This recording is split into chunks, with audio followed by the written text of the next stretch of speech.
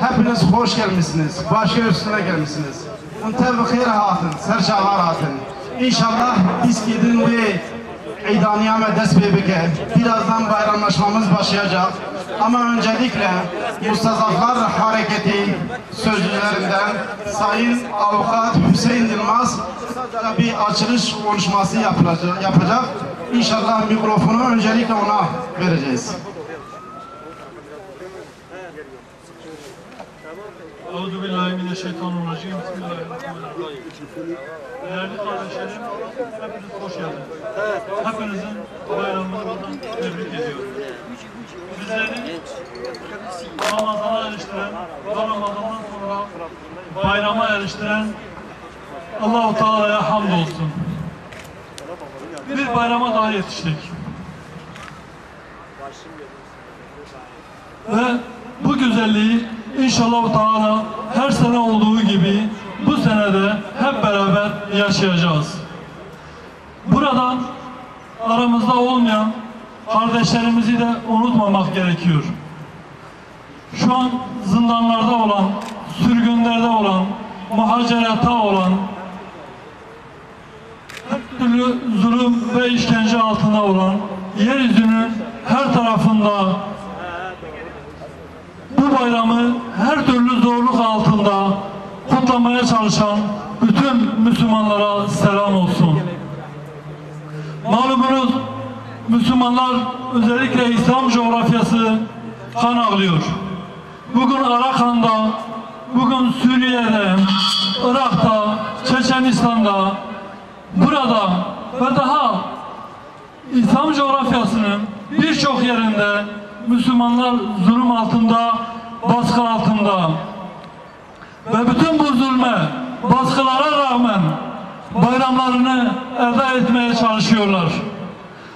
Bu nedenle bütün bu Müslümanların bu zorluklara rağmen bayram sevincini yaşamaya çalışan, yaşatmaya çalışan herkesin bayramını bir kez daha tebrik ediyorum. Allah Teala bizleri özgür bir şekilde kutlayacağımız ve inancımızın her gereğini her şekliyle yerine getirebileceğimiz bayramlara eriştirmesi dileğiyle Allah'a emanet olun. Selamun Aleyküm ve Rahmetullahi ve Berekatuhu. Mustazaflar Hareketi sözcülerinden Sayın Avukat Hüseyin Yılmaz Bey'e teşekkürlerimizi arz ediyoruz. Bu arada tekrar etmekte fayda vardır. Protokole özellikle seydalarımızı, ondan sonra şehit ve tutuklu ailelerini, ondan sonra gazilerimizi, bir de yaşı büyük olan ihtiyar abilerimizi davet ediyoruz. Öncelikle onlar zaten yerlerini almışlar. Salavatlar eşliğinde inşallah biz bayramlaşmaya başlıyoruz. Bismillahirrahmanirrahim. Allahümme salli ala seyyidina Muhammedin nebil ümmihi ve ala alihi ve sahbihi ve sellim. Allahümme salli ala seyyidina Muhammedin nebil ümmihi ve ala alihi ve sahbihi ve sellim. Muhterem Müslümanlar, muhterem kardeşlerim, muhterem abiler, Resulullah Aleyhisselatü Vesselam buyuruyor: kim bana bir hadis, kim bana bir salavat getirirse ben ona 10 salavat getiririm. Kim bana 10 salavat getirirse ben ona 100 salavat getiririm. Ve kim bana 100 salavat getirirse ben ona 1000 salavat getiririm. Kim bana 1000 salavat getirirse ben onu kıyamet günü kolundan tutar, beraber cennete götürürüm.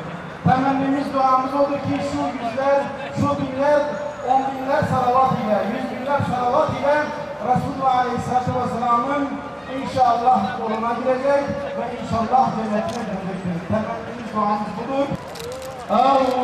Allahümme salli ala seyyidina Muhammedin nebi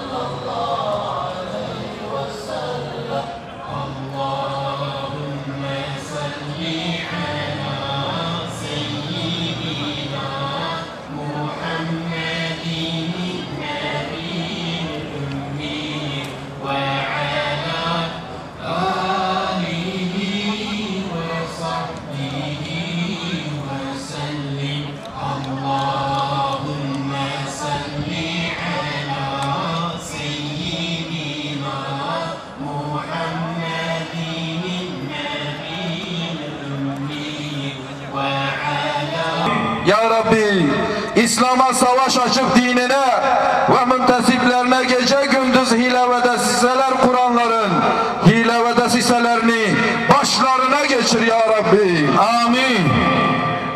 Ya Erhamer Rahimin, hasta olan kullarına şifa ver. Amin. Dertli kullarına deva, borçlu kullarına eda nasip eyle. Amin. Yüzyıllardır yüzü gülmeyen şu ümmeti Muhammed'e sen yardım eyle ya Rabbi. Amin. Kafirlere, münafıklara karşı bize direnme gücü ver. Amin. İslam düşmanlarını kahru perişan eyle ya Rabbi. Amin. Dünyanın dört bir yanında küfri ve tağuti sistemlerin zulüm ve gadrına uğrayan, başta bölgemiz olmak üzere Suriye'de, Patani'de, Afganistan'dan Somali'ye, Çeçenistan'dan Arakan'a tüm Müslüman beldelerine kurtuluş nasip eyle ya Rabbi. Amin ya Rabbel Alemin. Senin dinin uğrunda zindanlara düşen, muhacaratlar yaşayan, mustazaf